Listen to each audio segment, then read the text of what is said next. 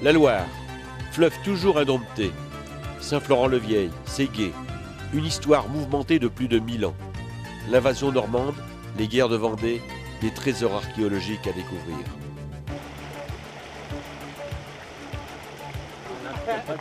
Un peu en amont de la bouée. Quels seront les résultats des prospections au magnétomètre? Mais aussi, quelle méthode faudra-t-il adopter pour immerger les plongeurs? Des tâtonnements risqués pour commencer.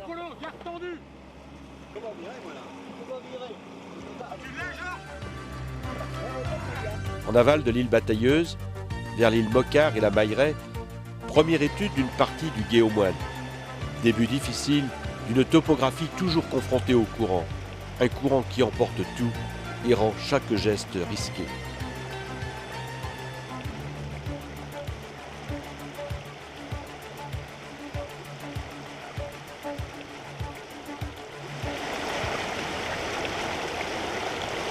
Là, c'est l'usure du Que révéleront les prélèvements des mystérieux pieux en chêne? Leur analyse permettront-elles de les dater? Et s'agit-il vraiment d'un gué? Il faudra aussi répondre à de nombreuses autres questions.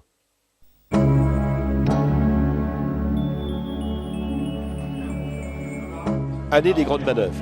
À Montrelais, un camp de base opérationnel pour des plongeurs de la Vasse toujours très motivés. Mais aussi des moyens considérablement améliorés.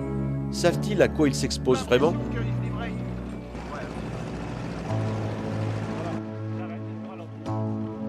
Comment coordonner la précieuse collaboration avec les militaires du génie d'Angers? Mission dangereuse. Cette année-là, le courant est encore plus fort dans les rapides du Buzet.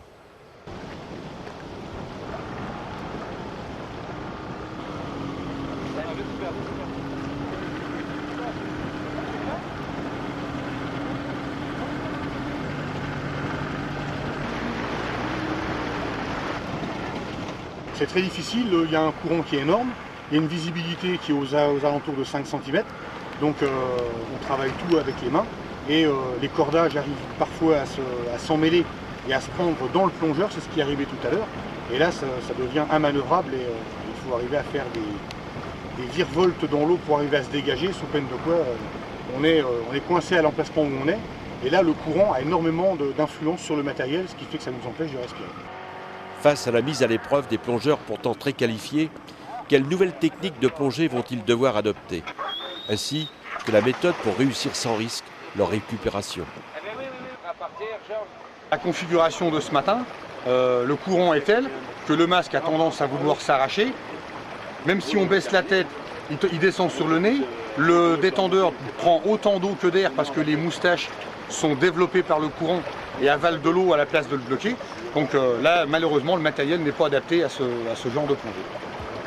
Malgré de nombreuses difficultés techniques à résoudre, s'effectueront des découvertes archéologiques prometteuses, dont des poteries anciennes, pour certaines intactes.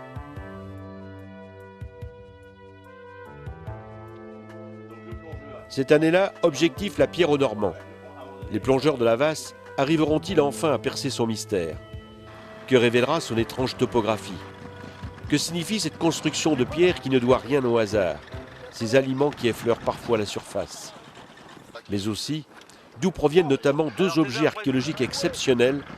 À elles seules, ces deux pièces récompensent des efforts fournis. Résumé.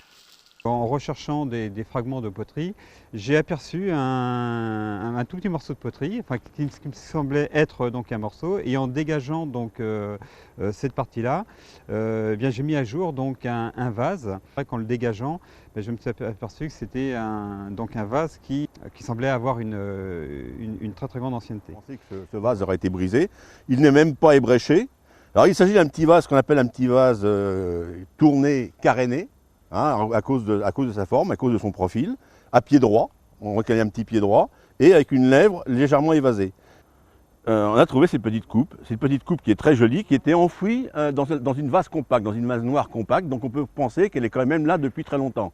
Elle n'a pas été charriée par le fleuve, elle a sans doute été jetée à cet endroit-là, et effectivement, elle s'est enfoncée dans la vase à cet endroit-là. Pour cette 4e année, si la technique d'immersion est au point, grâce à un harnais avec bloqueur sur la filière, le Guéaumoine sera-t-il enfin complètement topographié? Il y a 50 mètres de bout de flottant. 50 mètres de bout de flottant, donc le plongeur se laisse glisser sur le bout, de préférence au fond. Alors quand il s'immerge, s'il est immergé trop près du bateau, il ne va pas pouvoir descendre. Quelle est la vraie nature de ce gué? Quelle est sa fonction réelle? À quelle époque appartient-il? Les investigations aboutiront-elles?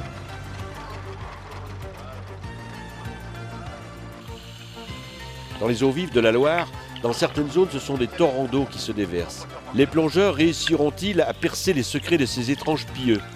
Trouveront-ils enfin les indices qu'ils cherchent en aveugle? De zone en zone, en se laissant glisser le long de la filière, dans un torrent d'eau épuisant, essoufflant, en aveugle, toujours en tâtonnant, les doigts devenus les yeux du plongeur, réussiront-ils à découvrir jusqu'où vont ces pieux?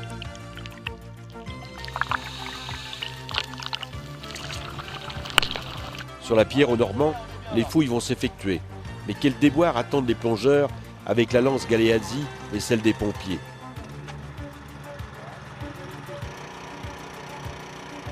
À quelle conclusion étonnante conduira le désensablement des entassements de pierre? Et si la pierre aux Normands, ce site viking, avait encore bien des surprises à nous révéler? Elle n'est peut-être pas ce que nous croyons. L'aventure archéologique en Loire ne fait peut-être que commencer. D'ailleurs, la Vasse a bien des choses à vous raconter et peut-être bientôt un film à vous présenter.